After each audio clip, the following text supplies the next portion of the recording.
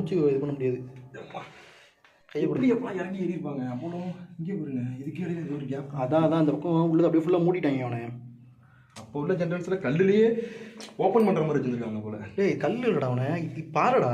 தள்ளி விடுற மாதிரியா தான் பாறை பூரா தள்ளி விடுற மாதிரியா இது பண்ணி வந்திருக்காங்க. கையப்படி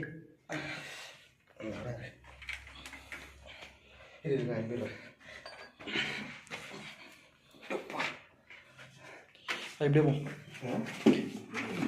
இதுதானே மாடி பிடிக்கணும்னு சொல்லிட்டு வந்தோம். சரி வாங்க அவ்வளோதான்.